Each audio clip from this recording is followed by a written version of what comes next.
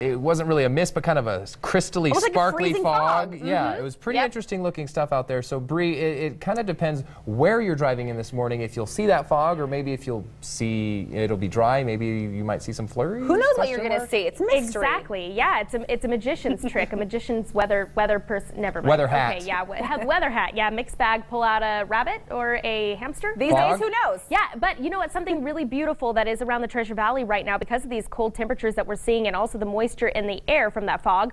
Hoarfrost. If you've never seen it, or if you think you've never seen it, then you probably have, because it's really common this time of year in Boise. Really beautiful. I've got some pictures from some of our viewers of that coming up in just a little bit. But we need to talk about our current conditions. Very cold out there, 6 degrees in Boise, but that might almost feel pretty warm because it is 0 in Nampa right now and 1 reading in Kuna, 9 below. So very, very, very frigid out there. Something to pay attention to this morning. You're definitely going to have to scrape off that windshield this morning and allow yourself a little extra time because a dense fog advisory is still in effect until 11 a.m. today, stretching all the way down to Mountain Home. So if you're headed down there to the Mountain Home Air Force Base, something to keep in mind because it might really stretch out your commute this morning. It is thicker in some spots than in others. Not too bad in downtown Boise right now, but in the lower Treasure Valley, we're looking at about a mile of visibility. High pressure is still in place across the west, keeping things fairly dry, at least no storms that are tracking inland for us right now. A low pressure system to our northwest is actually going to go right to the north of us as that high pressure ridge really acts as a blocking mechanism.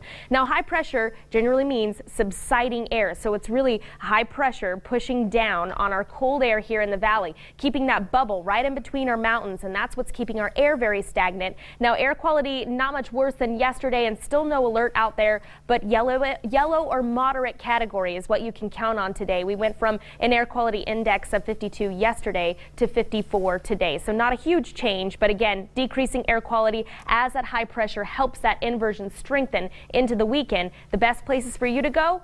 Up. Get to those higher elevations. That's where you're going to see clearer air, clearer skies, plenty more sunshine, and a lot more warming. Here's your forecast for this Thursday. Teens and low 20s all around the Treasure Valley. A possibility of occasional scattered flurries, partly sunny. Again, depending on where you're at. If you don't like the conditions where you're at, get out of town. Go somewhere else because you might find different conditions there. West Central Mountains warming up quite nicely today. 27 for a high in Garden Valley. Mostly sunny there, so a lot nicer than here in the Treasure Valley. East Central Mountains, look at this. Stanley, 36 degrees. Yesterday at the top of the Sun Valley Mountain, they were actually seeing 35 degrees as a high, plenty of sunshine, just gorgeous. So perfect skiing and snowboarding conditions this weekend. Down in the Magic Valley, teens and low 20s once again today. Patchy fog and the possibility of some flurries there. So once again, very cold. Inversion setting in throughout all the valleys here in southern Idaho. Here's a look at the 7-day forecast. Very cold temperatures stay with us into the beginning of next week.